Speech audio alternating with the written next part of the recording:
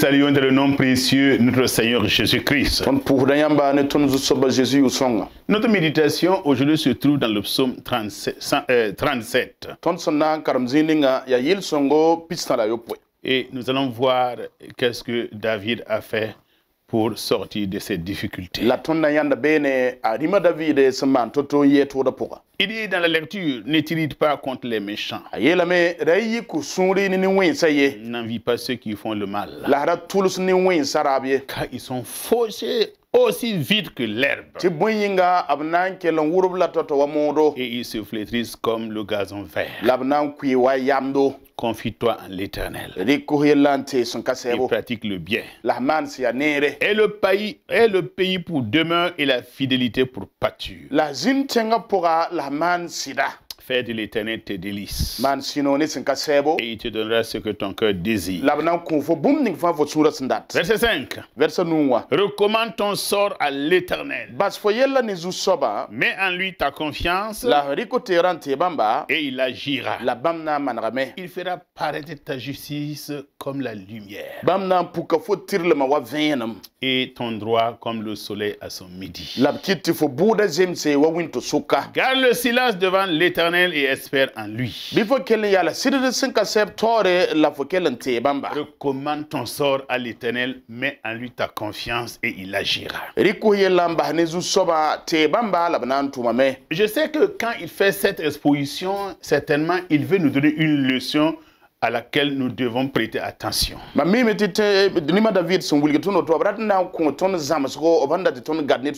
Quand nous voyons ici, c'est un homme qui a exposé sa situation à Dieu. Certainement après avoir prié et même en continuant de prier Dieu pour son besoin, il a continué à faire confiance en Dieu.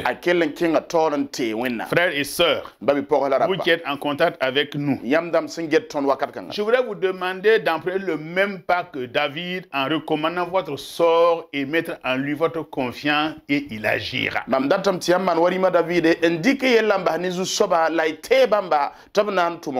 Certainement beaucoup de personnes qui sont en contact avec nous le savent bien. Ou l'ont vécu. Nous qui sommes en train de vous parler, nous avons été victimes de ces choses aussi. C'est parce que nous avons emprunté le chemin que nous pouvons vous l'indiquer. C'est-à-dire, expose ta situation à Dieu. Il n'y a personne que tu sois aujourd'hui qui n'ait pas un problème particulier qui voudrait que le Seigneur résolve. Aujourd'hui, beaucoup de gens disent la vie est dure. Rien ne va encore. Mais je veux t'assurer, avec Dieu, tu feras des exploits. Au nom de Jésus, je déclare que après ce message, tu verras beaucoup de choses vont changer dans ta vie. Tu dois avoir la foi que Dieu contrôle tout. C'est-à-dire que tu dois être sûr, convaincu, rassuré que Dieu agira pour toi, que Dieu t'a entendu, que Dieu a les yeux sur toi et que Dieu interviendra.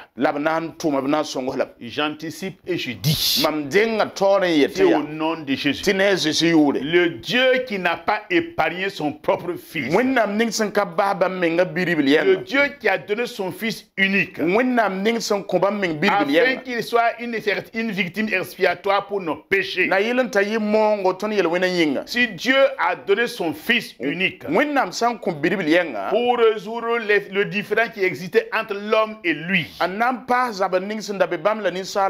mettant sur la croix, en le laissant mourir, en le le laissant entre les mains des brigands. Et elle a été ensevelie. Et qui est resté 3 jours dans la tombe. Et qui est sorti. Et qui est au ciel. Qui intercède pour nous là. Ce même Dieu, il agira. Je dis, il va agir. Je suis convaincu.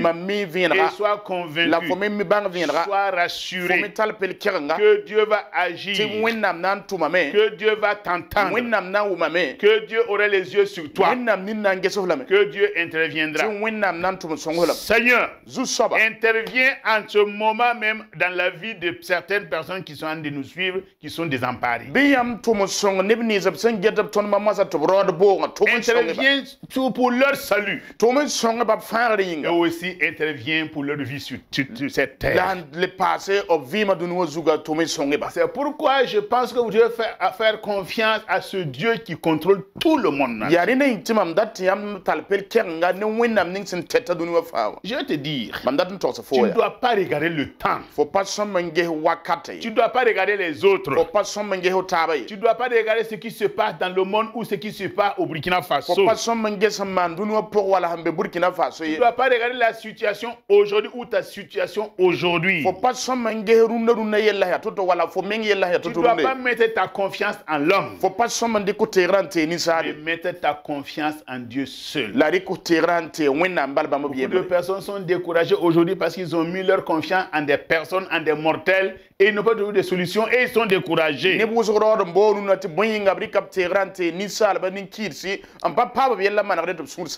que je vous ai déjà raconté cette personne qui était un de nos patrons qui est décédé avant la fin du mois et c'était difficile de payer les salaires et les ouvriers se sont mis en colère disant pourquoi il n'est pas mort. Après la fin du mois, il meurt avant la fin du mois.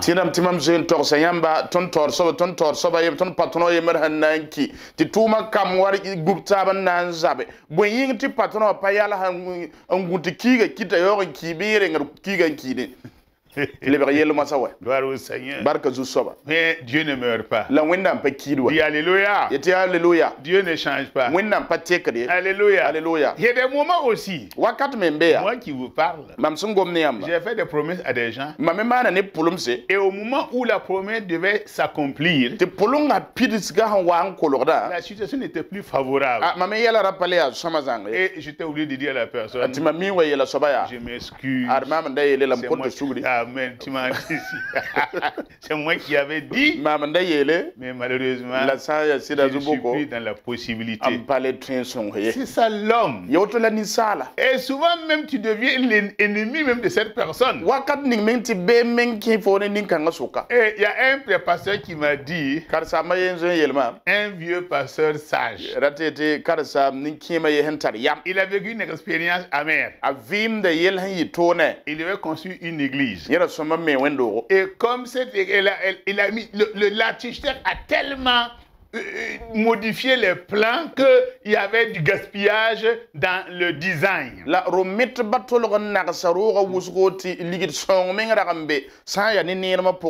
Et parce qu'ils attendaient cette promesse-là, ils ont fait que l'architecte a fait un bon design. Et quand eux, ils ont envoyé les photos, il a dit que ça c'est du gaspillage. Mon argent ne vient pas pour ça. Et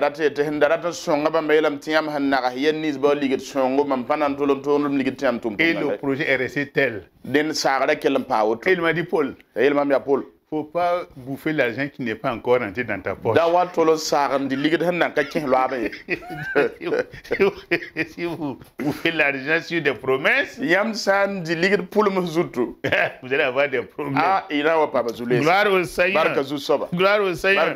C'est merveilleux d'avoir confiance en Dieu. Il ne faut pas regarder les autres. Il ne faut pas regarder ta situation qui est précaire aujourd'hui. Non, mets ta confiance en Dieu.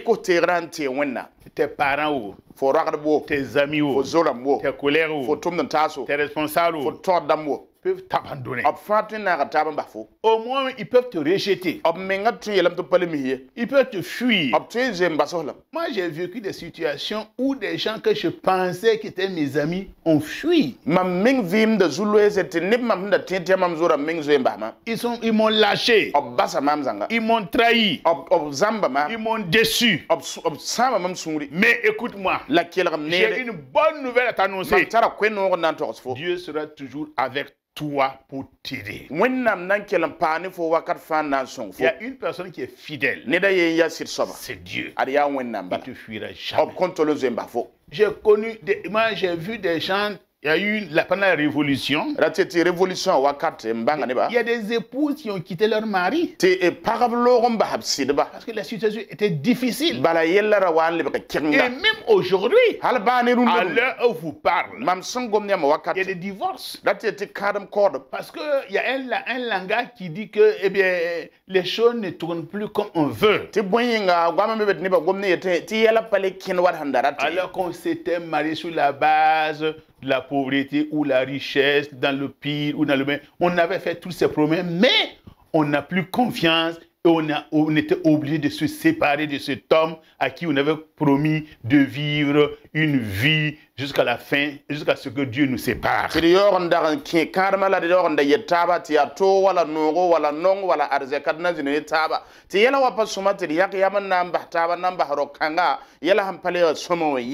sais qu'autour de vous, il y a ces situations-là. Il y a ces situations. Mais nous et j'ai vu effectivement quand ces séparations étaient faites. Comme Dieu est fidèle, ces personnes-là, Dieu les a restaurées. Et malheureusement, madame était déjà partie. Et voulait revenir. Elle a été obligée d'engager des parents pour revenir. Souvent, ça ne marche pas. Il faut vivre avec ce que Dieu t'a donné. Moi, j'ai vécu cette expérience. Mais le Seigneur a permis que ma confiance en lui m'amène à la conversion. À cause de cette situation, et c'est là que j'ai eu un ministère. Et j'ai compris que les plans de Dieu sont insondables. Quand j'ai fait ma classe de 3e, mon père m'avait dit qu'il n'avait pas plus les moyens pour que je continue mes études au second cycle. Et alors que j'avais des gens autour de moi qui pouvaient me donner ces moyens. Mais ils ont refusé. Ils ont dit non. L'argent que moi je cherche, c'est pas pour les enfants de grands frères. C'est pas pour les enfants de petits frères. C'est pour mes enfants. Et on m'a donné 2500 CFA pour que j'aille m'inscrire en cours du soir. Et j'étais découragé. Mais j'ai eu confiance en Dieu. Vous savez, c'est dans cette précarité que le Seigneur m'a appelé. En allant travailler avec un pasteur. Et c'est par lui que j'ai rencontré le Seigneur. Et également après ma conversion, c'est là que j'ai eu le ministère. Je ne parle pas des situations sociales. Non, non. Je parle simplement des bienfaits que Dieu m'a fait en tant que pasteur et en tant que chrétien.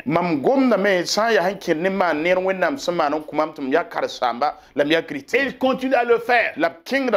Tout simplement parce que j'ai eu confiance en lui. Et mon père un jour m'a dit, parce que je me plaignais, en disant tu vois, ils m'ont pas aidé. Et mon père m'a dit, aujourd'hui là, tu dois être heureux. Parce que tu n'es redevable à personne.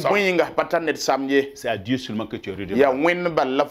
Et Dieu m'a fait grâce que ces personnes voient qui je suis devenu avant de quitter cette terre. Mais je leur ai pardonné. Tout simplement parce que j'ai vu que ce qu'ils ont fait là a concouru à mon bien. Et je me suis retrouvé comme un Joseph du 21e siècle. Alors, le mal que vous avez voulu me faire a contribué à mon bien. C'est pourquoi je dis à quelqu'un, tu ne dors pas, tu te lamentes, tu es découragé, tu boudes contre des gens qui t'ont rejeté, qui ont les moyens de te ils ne le font pas. Mais écoute-moi bien, il y a quelqu'un qui ne se réunit pas. C'est Jésus, c'est Dieu. Il va faire au-delà de ce que tu demandes et ce que tu penses. Donc,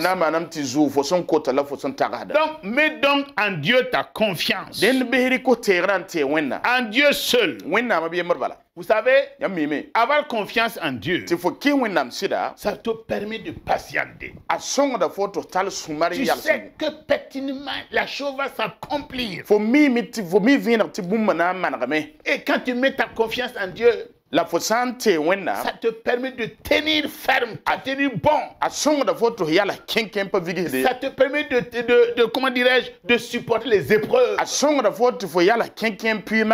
Avoir confiance en Dieu, c'est refuser le doute. Dis avec moi, je refuse le doute. Je serai ce que je voudrais être. Parce que Dieu est avec toi. Avoir confiance en Dieu, c'est continuer à le prier, c'est continuer à l'adorer, quelles que soient les situations. Et avoir confiance en Dieu, c'est lui montrer notre degré de foi. Alléluia. Alléluia. Avoir confiance en Dieu permet d'entrer dans les promesses de Dieu. Ça nous permet d'entrer dans les bénédictions. Quand nous prions, Dieu, il nous entend. Même si nous n'ouvrons pas la bouche, il entend les prières de notre cœur et nous exauce selon sa volonté. Alléluia. Alléluia. Il y a des moments, je me suis couché sur mon dos. Vous savez qui priait? C'est mes larmes. C'est mes larmes qui remplissaient mes oreilles. C'est mes larmes qui remplissaient mes oreilles. Alléluia. Alléluia. Et Dieu entendait. Parce que j'avais plus de bouche. Et je comprends pourquoi David dit. Pourquoi as-tu mon âme au fond de moi? Espère en l'éternel. Et des moments, il faudrait que vous vous parlez vous-même. Et dites à Dieu, j'ai confiance en toi. Nous devons continuer à prier chaque jour, à prier chaque nuit, car il prend plaisir à écouter et à exaucer ses enfants. Parce qu'il nous aime.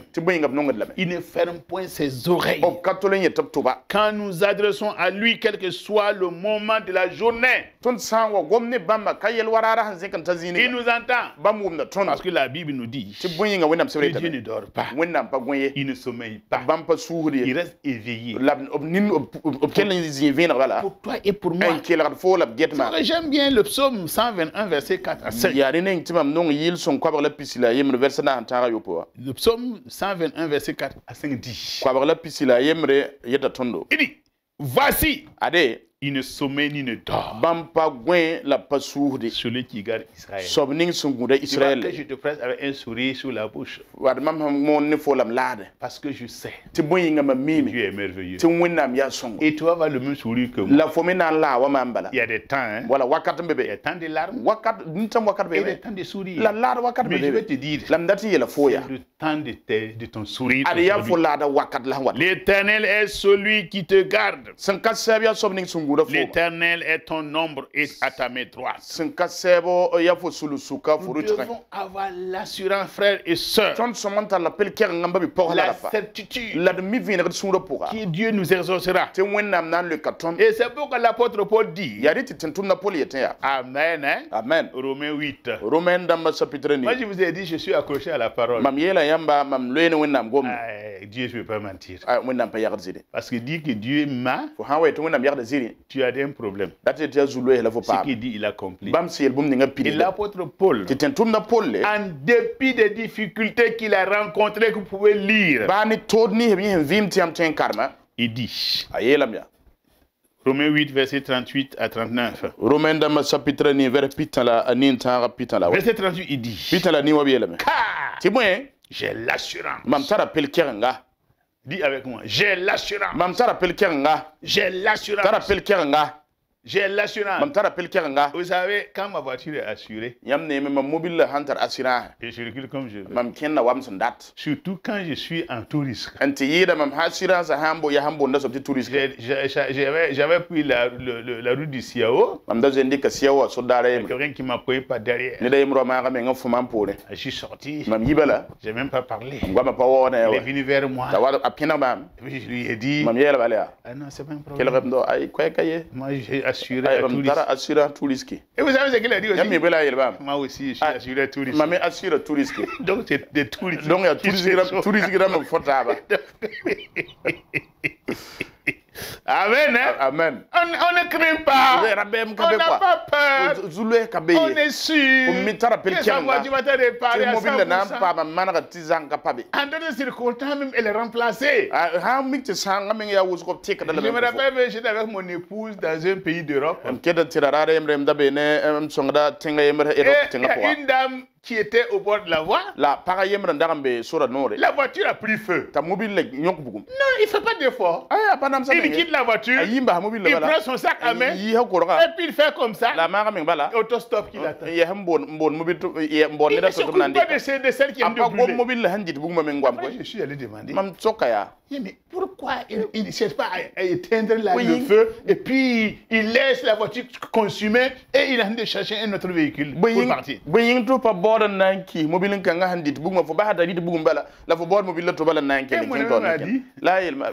va ce qu'il a dit.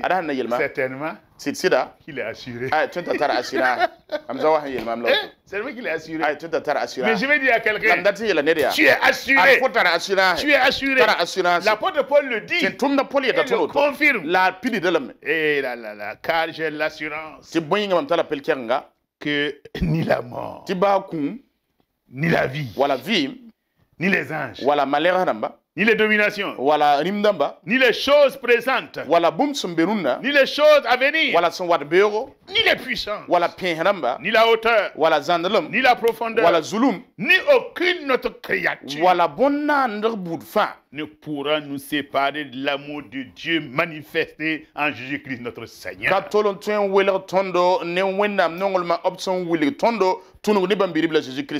Il commande à quelque chose que nous craignons. Il dit que ni la mort ne peut pas nous séparer de l'amour de Dieu.